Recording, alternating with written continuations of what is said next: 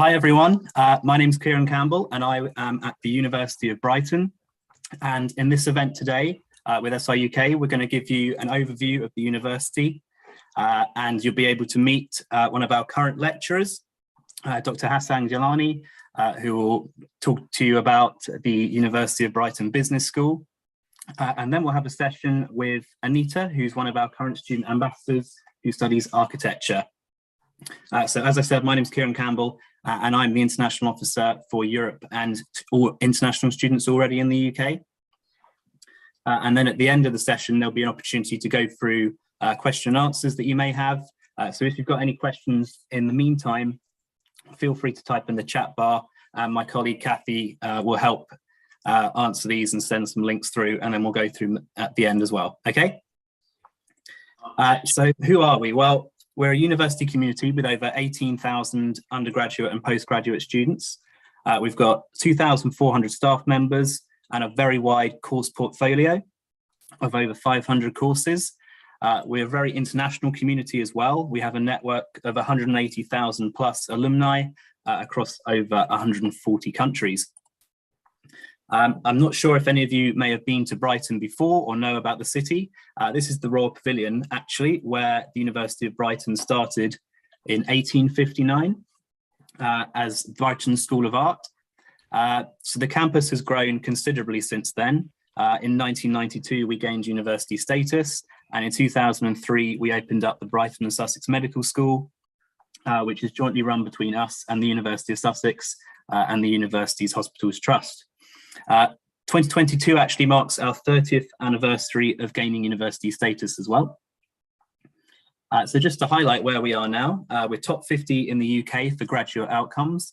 91.6% of our graduates are in careers, so not just employed, but in the career that they want to be in based upon their degree. We're top 15 in London and the South East for graduate outcomes as well, and we're the highest climber in the Complete University Guide university ranking table for this year, up 32 places from the year before. We're a member of the University Alliance Network, so this includes about 10 to 15 other universities that really focused on employability and skills development. And we're top 30 globally for student mix. The city of Brighton is renowned for being very international, very diverse, and very proud of that as well. So just wanted to highlight a few areas of our excellence as well. So for civil engineering, we're joint first in the UK for graduate prospects. We've got a very well-renowned art and design school. For health professions, we're ranked very highly for employability around them as well. Our economics course is ranked 10th in the UK for teaching quality. And another thing about Brighton is that we have a lot of sports related and physiotherapy and those aligned with health. So that's something that we've put a lot of investment in recently. And in fact, our Falmer campus, which I'll go on to talk about a bit later, is going to be undergoing quite a lot of development over the next few years, which will make it a really exciting place to study those kinds of courses. And I'd also like to highlight that our Brighton Student Skills Hub, which is for English language teaching, is ranked in the top 2% of accredited centres in the world. I know that we have people here from all over the world, but I'll just highlight some of our main entry requirements. So if you're doing A-levels, we'd be typically looking at AAB to BBB. If you're doing the International Baccalaureate, we'd be looking at 26 points with 3 subjects at higher level. And our IELTS requirement will be 6 overall, with no less than 5.5 in each component.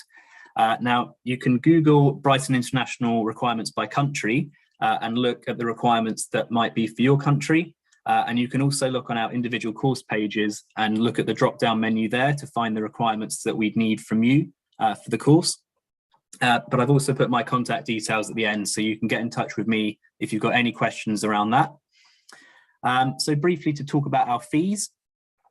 So we have different rates of fee for international students as we do home students, which is very normal in the UK. We have a slightly higher fee for lab-based courses at undergraduate level, and postgraduate fees start at £13,842, but this does vary by course, so I'd recommend checking the pages.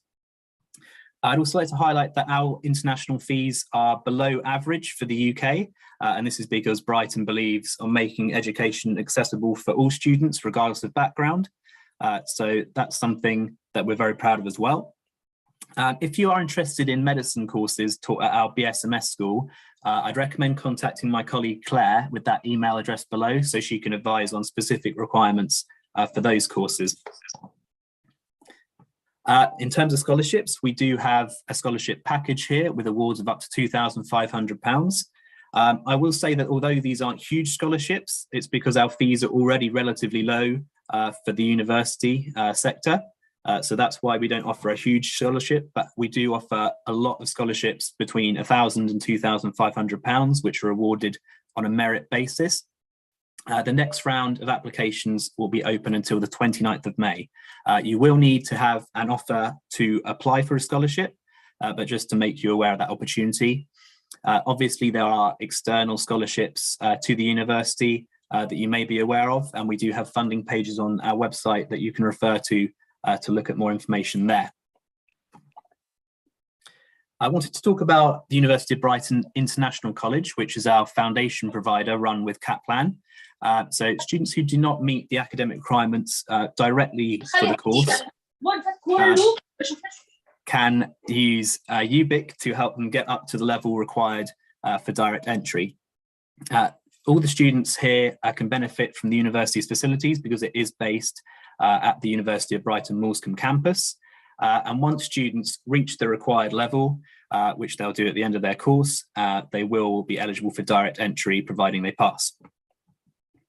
We also run pre-sessional courses for students who don't quite meet the English language requirements. So these will be a few months before the start of the course, just to get you up to the required English language level. And again, this is based on the University of Brighton campus. There'll be small teaching groups, blended learning, and weekly social programs throughout the year run by the school. So it's a nice, fun way to get to know your course mates and to settle into life before you start your course. And there's accommodation provided as well. Just to highlight some of our alumni, we've got a very successful alumni profile worldwide. So for example, the creative director for Lego, the designer for the 2012 Olympic medals, and lots of people in senior companies such as Facebook, Google and Boeing. And this is testament to the support that we give to students when they're at Brighton in terms of their employability, careers advice, mentoring, volunteering. We also have an on-campus entrepreneurial support company called Be Purple, which will help those who want to start their own business. And we also have a lot of opportunities to meet employers, whether that's at careers fairs or placement opportunities as well, which I'll go on to speak to in a little bit. Now, all full-time undergraduate students have the chance to do work-related learning as part of their course, and postgraduate students can do placement degrees, which can be up to a year after they finish their course. Now, this is all optional, but it does help with the employability, and the fees are at a very reduced rate compared to the standard year of tuition. All these courses are developed with the employability skills framework, and then they are recognised by a very wide portfolio of different accreditors. So as you can see here, a very wide variation of different accreditors for different course areas. So as I mentioned, we offer masters with placement courses. So you can see some of the companies that students have gone on to do a placement with here. These are paid as well. And it's just a great example opportunity to try a different area of work or do a project that will help you with your work experience going forward. And sometimes students even join the company full-time after doing the placement year.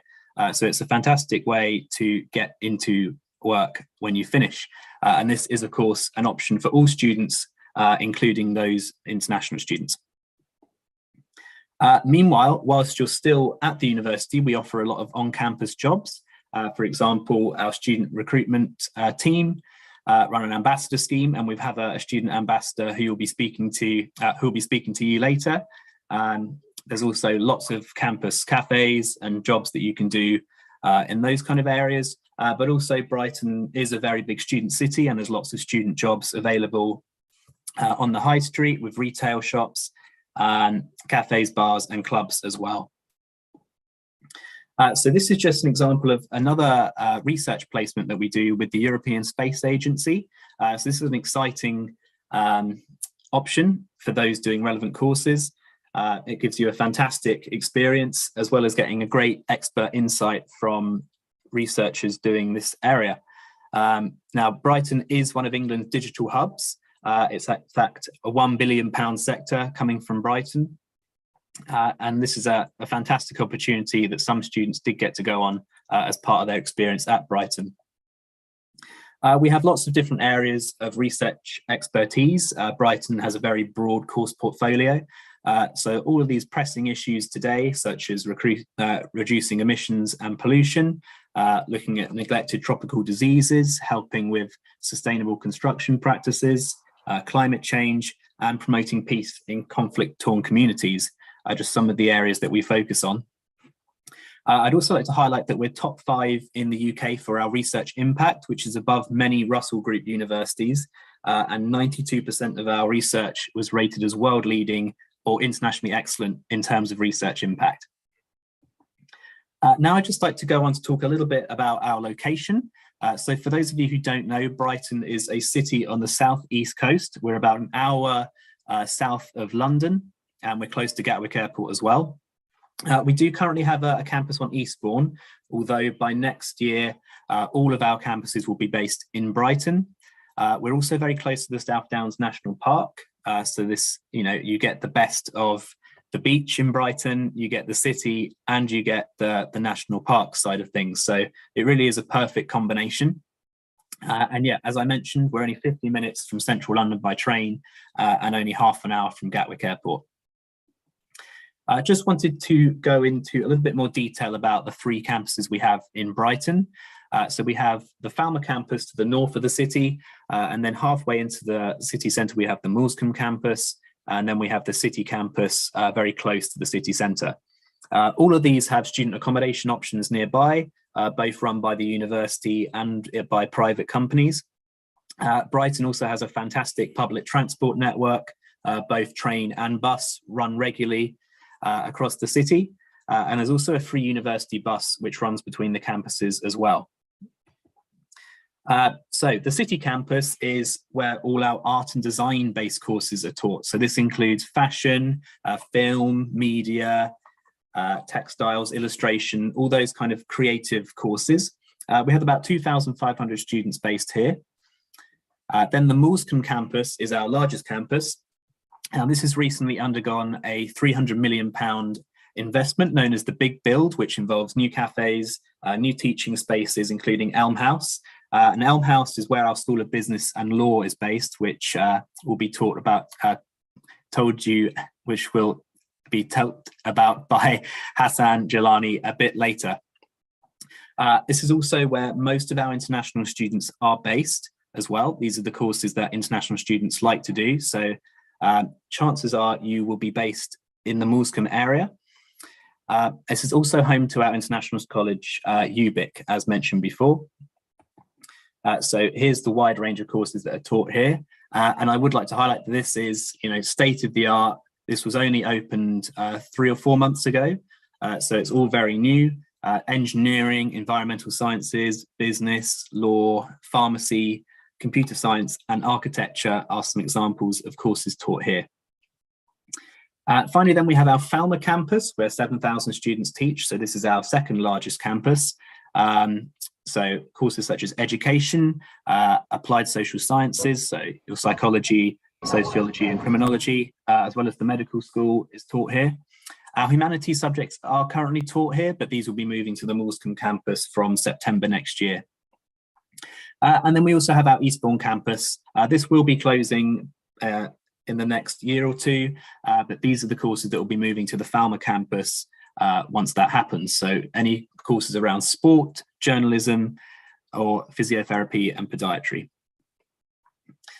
So again, just to highlight how close our campuses are to each other, it only takes 6 minutes to get to Brighton city centre from Moulscombe. And in fact, even if you're right at the top of campus, you're still only a 10-minute, right at the top of the city, you're still only 10 minutes away from the city centre. and there's good cycling networks as well if you'd like to do that. So here are just a few of our housing options. If you Google University of Brighton accommodation, you can look at these in more detail, and there's videos and more information about costs and room sizes you can find. We also have private accommodation provided by the university, as well as those managed directly by the university that you can see here. On-campus activities. So we have 12 cafe bars across our 4 campuses. We have an extensive range of different societies and sports clubs which are run by students, and I'll give you some examples of those on the next slide. We also have lots of well-being activities and support, which I'll go on to have a little look at in a sec. We have arts exhibitions run by students as well. All the creative courses contribute to these. We have lots of student union shops and great gym facilities as well. So here's just a few of our 100 student societies. So it varies from the Drama Society, the Chess Society, and even those for students from certain countries, such as the Q8 Society. So it's very easy to start a society as well. You only need a few members and you can get your own society set up. We have a very impressive sports facility as well, as you know. Clubs run by students for students, and there's also the opportunity to do taster sessions as well if you don't feel like being part of a competitive team. And as I mentioned, Brighton is a very supportive university, so whether that's in terms of our student support and guidance tutors who will teach but also help you with any questions you might have as part of your course. The Students' Union offers lots of support as well. We have on-campus doctors, counselling, student-to-student support, disability support, and there's lots of information about all of these on our website as well. Away from campus then, Brighton is a very exciting city.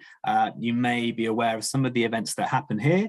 So whether that's the Great Escape Festival, Pride, the Brighton Festival, live music events, and a whole variety of different festivals and pop-up events which happen throughout the year. We also have marathons, bike rides, and burning of the clocks there in the top left, which is a festival that happens around the winter time. We also have ice skating outside the Royal Pavilion. And here are some of the other events that happen throughout the year. So it's a very exciting city, often described as London by sea because of how busy it is and how much there is going on. We're also a top 10 UK student city, according to QS Best Student Cities 2021. The city does, as I mentioned, lead the way in arts, creative technology and the environment. We're also one of the sunniest cities in the UK for our location on the southeast coast. We have an award-winning beach and a significant proportion of those living in the city are students. So it's a very big student city. We also have another university based here and it's a very popular city for students to come to as well because of the reasons I've mentioned above. And as I say, we are very close to London as well. So here's just a photo of the pier. You can get an idea for the scale of Brighton, but also its location. And now I'd just like to pass over to Dr. Hassan Gilani, who will give an overview of the School of Business and Law. Thank you, Kieran. Can you all hear me? Kieran, can you hear me? Can you hear me, people? Yes. Okay, thank you. I'm just going to give you a glimpse of the business school and what the business school has to offer, and just sort of just some dynamics of around the business school. So we have 120 to 150 academic staff. It's the most recruited by the most heavy numbered school of the university. Around 2,000 full-time students, some part-time.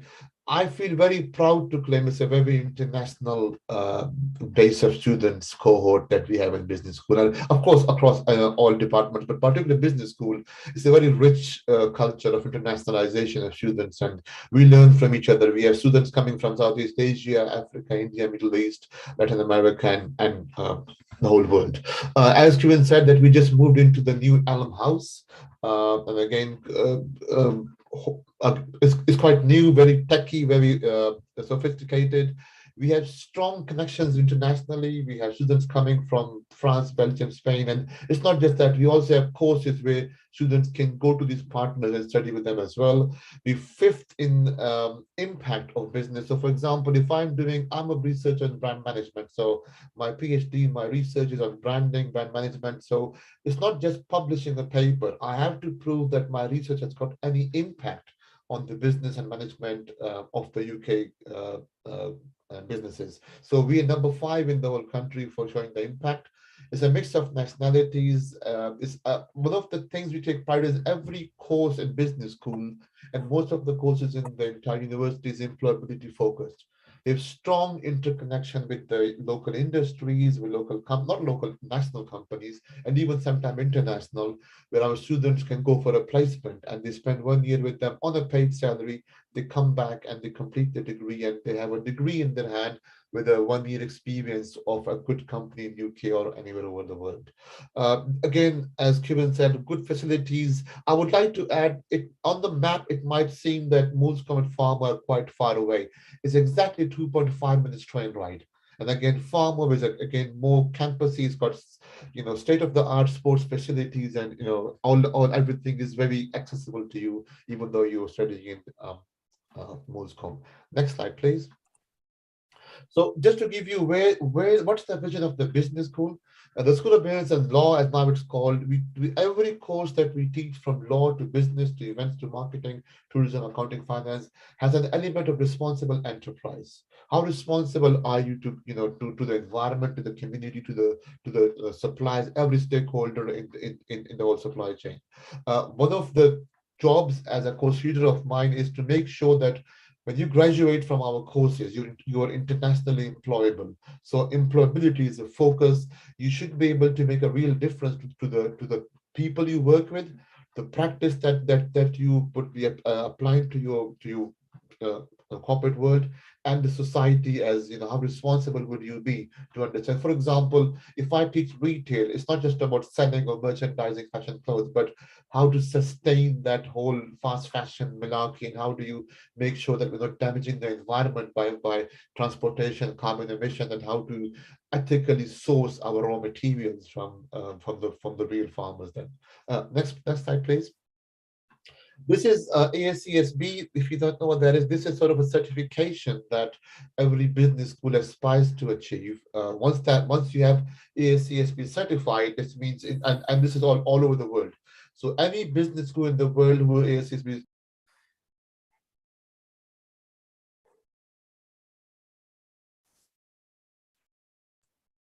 I was muted by somebody, I don't know why. Okay, so ASCSB is a certification for business schools all over the world.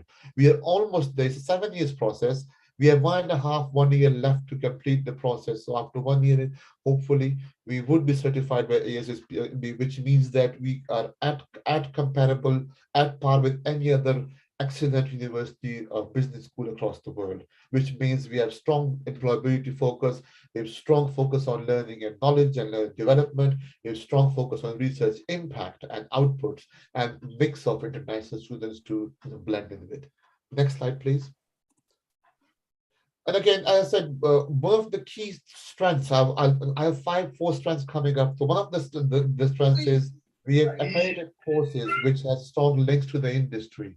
We actually take pride. For example, Disney, the Florida Disney company, comes to our university, presents what they have to offer to my students, and ask them, come for placement. Harley Davidson, the bike company, is not far from Brighton. Their events company is in Eastbourne, and they come to invite our event students to come and join us as a part of placement or maybe employability, so we can hire you. And similarly, retail companies, FMCG companies, finance companies, we have strong links with them. They're very successful employability and placement team who has these links with the people, and they say, I have a student for you who's doing finance, PwC, would you have any placement opening or a graduate job opening? And they would actually sit with you, prepare your CV, help you prepare your application form, and even give you mock interview support to get the placement songs. Next slide, please. This is again asset placement. Each and every course of my business school and law courses, and most of the University of Brighton courses have this placement opportunity, which means that if you're postgrad or undergrad, you have an opportunity to take 1 year off and do a salaried professional placement year. There are many companies who would use you as a as a placement student, but they don't pay you, and we don't. I disagree with that because that's just cheap labor for them.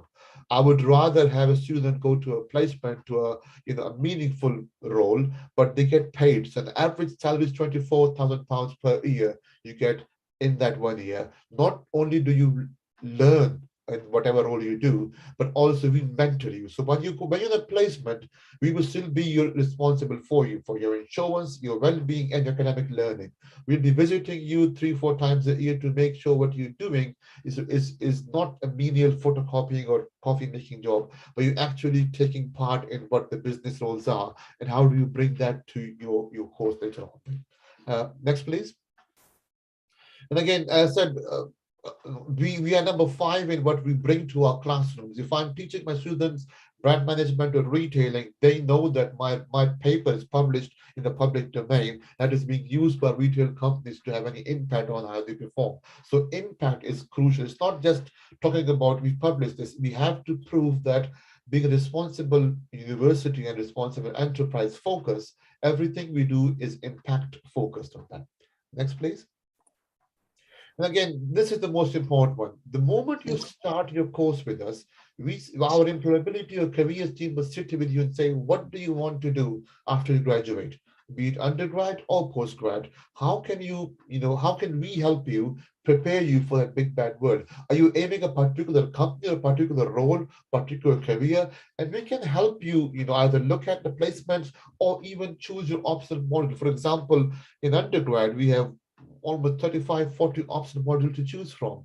In your first year and second and third year, you would keep on trying different subjects. For example, supply chain or finance, accounting, HR, social media marketing, responsible enterprise, and whatever, and buying and buying and sales. Whatever you like as your career, you can choose that, and we help you. So you actually, although you're doing a degree from University of Brighton, we make you specialist in whatever you want to end up as a career in. Not only choosing your optional module for you, but making you do your research and do your placement on the areas you want to end up in as your career. Next slide, please.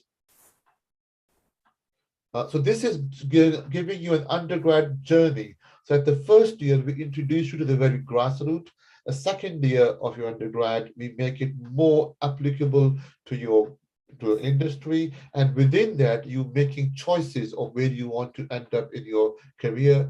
You have a placement year focused on your career perspective. If you want to do in retail or finance or HR, automotive industry, for example, I have many students who went to hotels and on BMWs or Mercedes-Benz in Germany. So and then when you come back from the placement, you do a research report, and you are in your final year.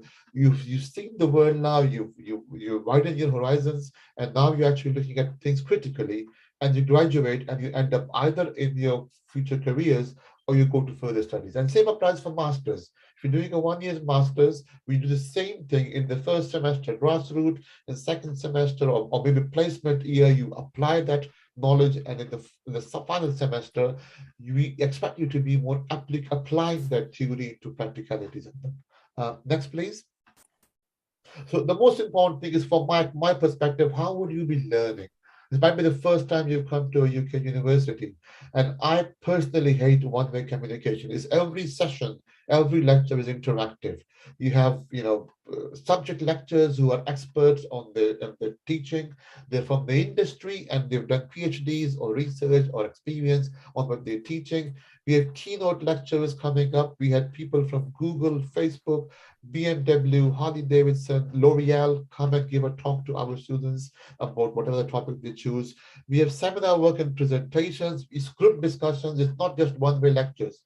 The most exciting part is most of our courses have live clients. For example, if if you're doing a brand management or whatever course you're doing, PR, public relations, marketing communication, you might have a small business in Brighton who's struggling with branding or social media, or struggling with some operational issues.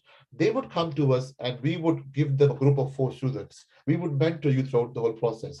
You would be looking at the company, they address their needs, find out what the problems are, and still solve them. So we actually would be dealing with this live client throughout the whole semester. We again, it's a lot of reading, of course, it's knowledge dissemination.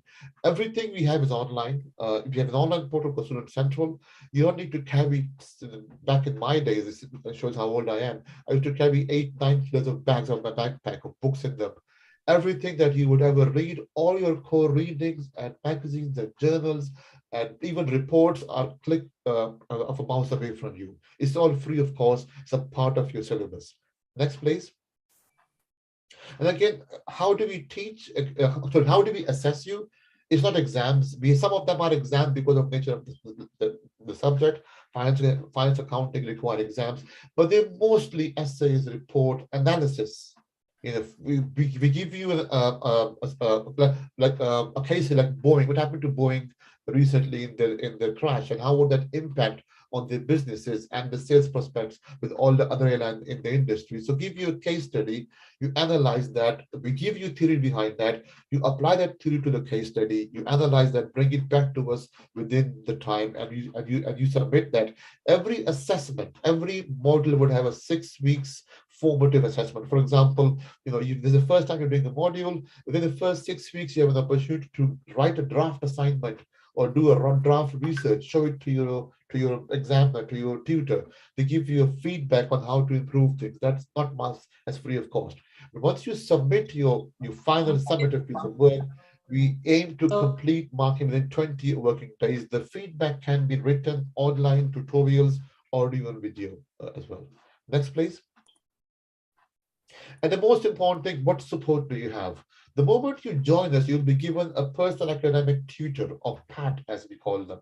They would be with you for the whole journey of your studies. They're responsible for your academic learning. If they identify, for example, it's just yesterday I announced to my entire cohort in the business school that we have free English language support services, not just speaking and reading, but you prepare a draft assignment. You want to look at the grammatical mistakes or how to write a paragraph as free of cost. Book these sessions, and then so we identify how can we support you academically, and we give you these signposts or these free facilities throughout the whole process of being staying with us. SSGTs, student support guidance tutor, they are not academic, but their only purpose is to look out for your well-being, your health issues, your accommodation issues, your finance issues, you missing your pets. We have a walk my dogs event coming up next week.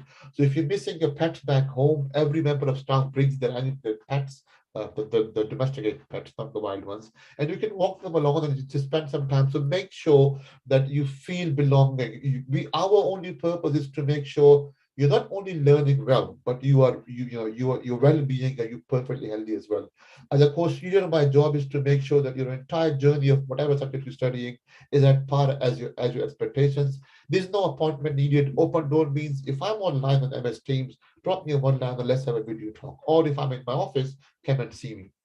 PASS is peer assisted support service or support scheme, which means that if you're a first year student and you have a finance accounting assignment and you've got no clue how to do that, you have a second year student who did that last year. They can actually assist you and guide you and help you.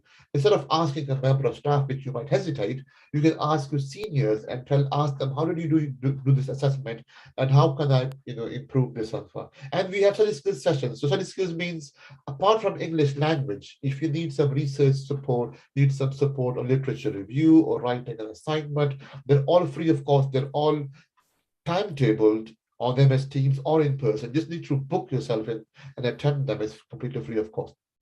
And all of our staff comes from the corporate sector and they all are subject experts. So, have the confidence that whoever is teaching you is aware of what the topic is. Next, please. And just to give you a glimpse of where are our students now from the business school, because of GDPR, I can't put your name, but thanks to LinkedIn, we can find out where they are right now. So from accountancy to finance to American Express to then on San Diego to Ernst and Young to United Nations, PwC, and again, the list goes on.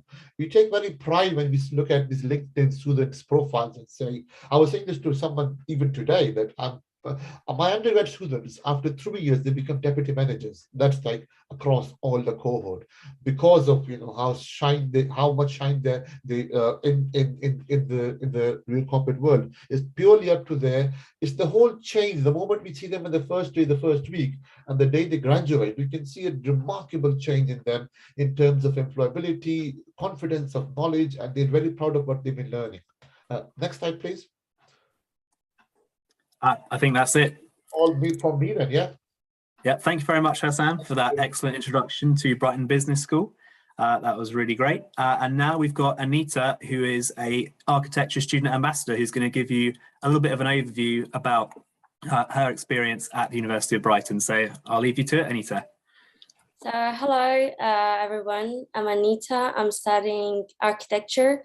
Have completed my Bachelor of Arts in Architecture at Brighton Uni, and now I'm doing my REBA Part 2, the Masters of Architecture, as a part-time, which is for 3 years. So now currently in my second year. So have been studying to Brighton Uni for 5 years. Next slide. So I'm gonna just tell you some of my personal experience of how student life is.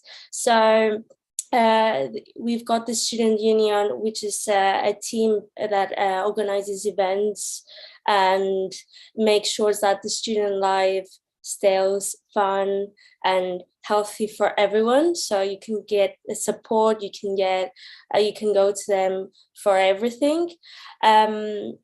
So they do organize several events for freshers, and one of them is the Freshers Fairs and the Careers Fairs, which take place at the Amex Stadium at the start of each year, which it was actually my very first event when I went there. It's like a huge event of like variety of societies where you can go there and see what do they offer. And if you want my advice, you should arrive early at this events, because you get like free stuff like treats, and it's a really important event. So we've got the Sports Brighton, which there are, as I've told you, several sports clubs held in the sports area of our campus. And we've got several sports spaces such as gym, classes, and swimming pools. Like for me, I remember when I was at Halls at Falmer, I used to use the sports center at Falmer and access the gyms and the basketball courts and everything, and all of that costed just £14 per month. Next slide, please. So I had the experience of living as a first year at uni halls. This happens because in order to come, like I'm an EU student, so coming abroad to study, it was like a huge transition. So uni halls with I was catered as well. The transition was run more smoothly, and I find it really important for living into university accommodations. And there's an amazing accommodation services team there to offer to support you with finding the perfect home for you. For me, and for everybody, finance was a big, not an important aspect. So our university, as soon as I get in, I got informed that there are several government funding for settled and pre-settled EU students, scholarships, hardship fundings, and bursaries. And as Karen said, if you want to boost your income, University of Brighton offers part-time jobs and enables students to boost their monthly income by taking part as an SRO ambassador, which I am. It offers part-time jobs through the student union, shops, cafes, and all of that. And there are like financial support by guidance and advices on how to manage your income. Next slide, please. So I'm just going to go through briefly on how architecture is on studies. So we do actually work in a space which is called studio, which is like in a big open plan classroom. There are a couple of lessons weekly which are called lectures and tutorials, which are then in lectures you're given work to complete in studio or as a homework at home, and tutorials are where you show the lectures your work and you get some advice and guidance on how to get it done even better. So architecture is all about, group work. So University of Brighton ensures that and offers to the students so that you make sure you develop communication skills, and that's really great. So you even have to develop your presentation skills as well by showing your work to the whole class and lecturers. Yeah. So we do actually go on university up to 4 days per week, and we actually use the spaces usually from 10 a.m. to 5 p.m. But the studio spaces are open from 8 until 11 at night if you want to use them longer. But opposite the Mistress House, there's a main library which is open 24/7. So we offer workshops where there you can go to make your own creations and get creative over there, doing your models and design iterations and thoughts into the workshop. And before COVID, when I was first year, our uni offers like a week full of inspirations abroad, so you get to see another countries. Like our trip was to go to the Netherlands, Belgium, and France all once at the week, and it was really interesting. So you just get closer to your tutors and lecturers, and they show you different aspects of architecture in terms of museums, in terms of urban planning, and all of that. So yeah, that's the whole experience of mine of how Brighton Uni is, and I have continued my studies over there because it was really fun. And I can actually say that it is the most amazing experience of my entire life, not only because of the uni, it's not only uni work, but you have to go outside and meet international students, because our uni it's a university that welcomes it full of diverse people, and there are some great events happening weekly at the city as well. So I think, I've got more. Yeah, so if you want to consider studying architecture, you have to bear in mind that there are the 3 stages of RIBA, which is Royal Institute of British Architects. That's how it stands for. So part 1 is a 3-year course, undergraduate, which is my Bachelor of Arts in Architecture. Usually you have to do like a gap year in order to go and practice, just to get the experience of how architecture is and what is actually in practice and what do you do. Part 2 is a 2 years postgraduate course, which is called MArch, and that's what I'm currently doing, but I'm doing it as a part-time. If you want it as a full-time, it's 2 years, but as a part-time, it's 3 years. And the part 3, which is the final stage where you become a chartered architect, is when you need like a minimum of 2 years working experience and go to the RIBA oral exam. So if you pass this exam, you would be qualified RIBA architect. So yeah, that's the whole procedure for studying architecture and becoming a qualified architect. Excellent. Thanks very much, Anita, for that. That was a really you. great presentation. So that is the end of our presentation, but just to give you an overview, University of Brighton puts a lot of investment in you. We support you throughout your studies. We help you with your employability, and it's a fantastic location to both live and study. So now we'd like to open up to any questions you might have. Now we appreciate you might not have them in your mind at the moment, but you can take down my email address here.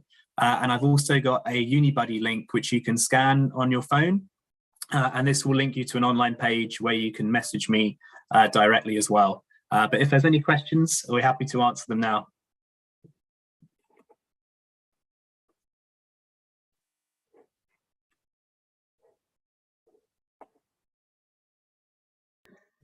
Hi, Karen. Yeah, I think Kathy's actually been answering the questions one by one in the chat box as well.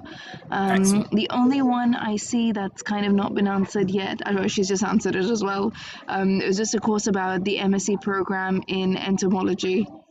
And the student was asking, they wanted to know a little bit more in detail about the program, but Kathy just provided some links in the chat box. Okay.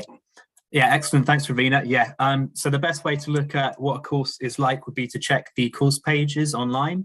And there should be information about the academics who teach those courses as well that you can reach out to. And you can also look at UniBuddy to potentially talk to some current students on those courses as well. So there's a lot of opportunities to get in touch to find out more. And as I said, if you email me or message me on UniBuddy, I'm very happy to give you more information about any course as well.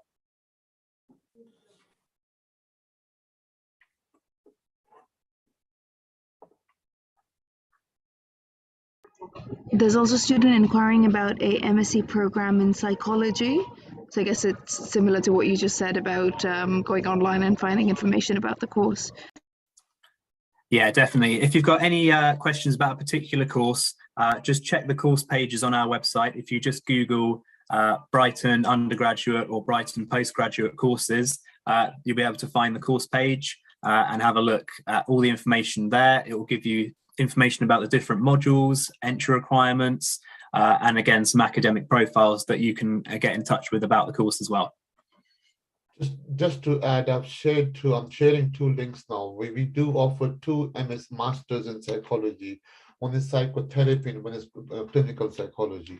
I've shared the links, so community psychology. I've shared the links to both of them. As Kevin very well said, all our courses have got a similar structure on the website. You have entry requirements, course content, the team who would teach you, employability sector, and again, all the documentation in them.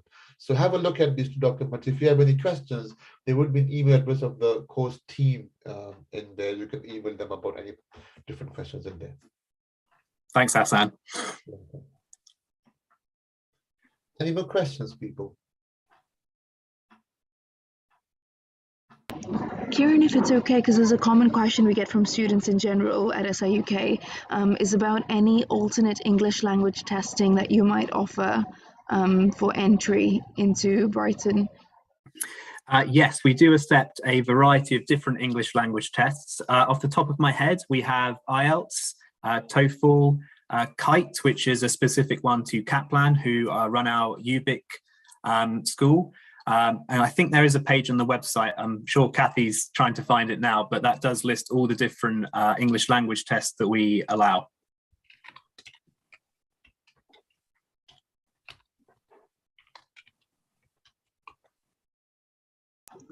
She just posted it in the chat as well. Oh, brilliant. Thanks, lovely. Kieran. Thanks, Kathy. Thanks, Kathy.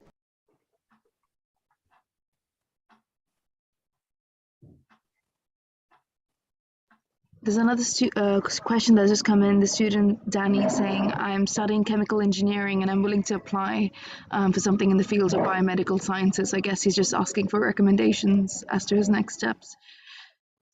I assume it's a master's he's doing, is it, or is it undergrad, Danny? I can share a link with you, but because fortunately we have a very fantastic medical and biological department, which is shared by Sussex University. I'm sharing a link which covers undergrad, postgrad, both in there. This is BSc, in biomed sciences, if that's what you were looking for. Yeah, he's just confirmed he's looking for a master's and he's just completed his undergraduate in China. Fine. Let me look at MSc in biomed. 1 second, please.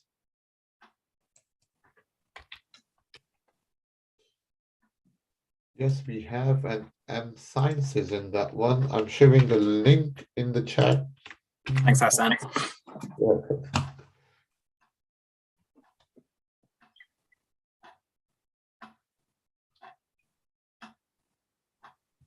Okay, any more questions, please?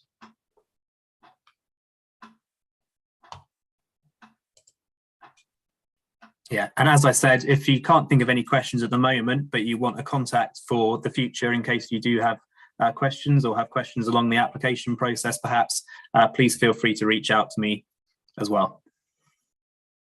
We have a few questions coming in. Actually, there's one from Hasiba that I might be able to take. It just says, can you guys share any official agent information linked to your university who can help me? So yeah, the seminar you're attending is actually being hosted by SIUK, who represent University of Brighton.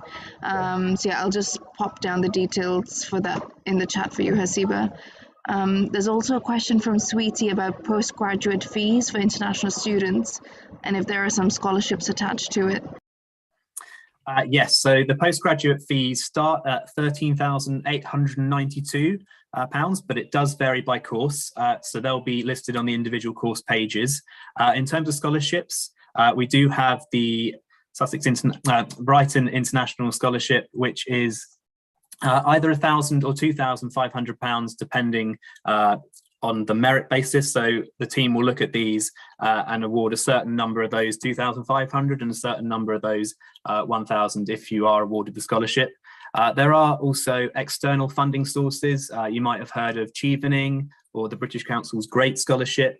And there are websites which do have a big scholarships database that you can refer to as well. And I'm sure SIUK may know some other funding providers too.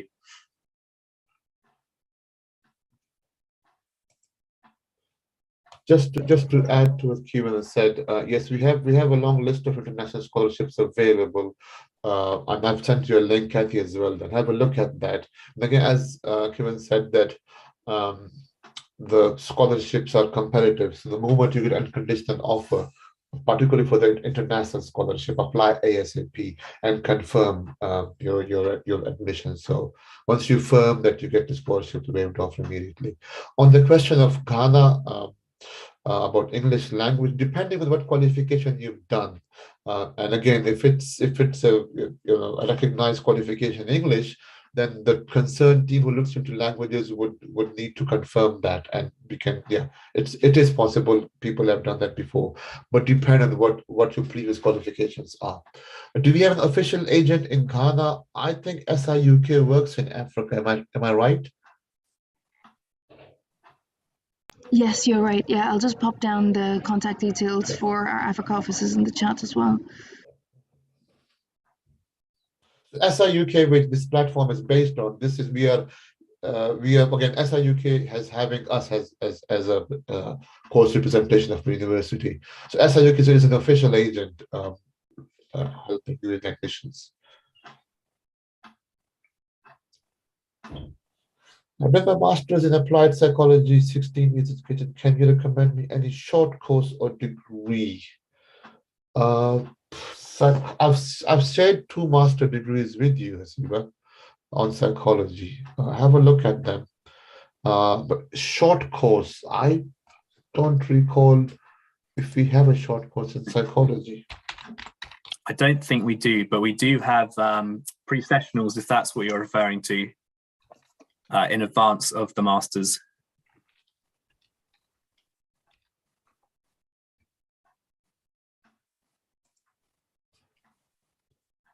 I'm looking at, I don't think we have any short courses in psychology.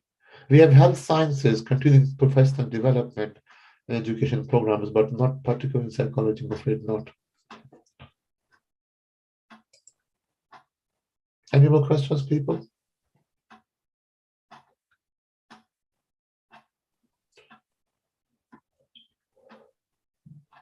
Yeah, I think that might be it. Thank you everyone for coming. We look forward to seeing you in September, hopefully soon. Yeah, thank you very much everyone for watching the session today. And yes, if you do have any questions, feel free to use those contact details below. Thank you, Karen. Thanks, Hassan. And thanks, Anita, for a great session. And thanks to all the students who've joined us. I'm going to end the session now. And yeah, like they said, we'll hopefully see you in September soon. Thank you. Thanks, everyone. Thank you. Bye-bye.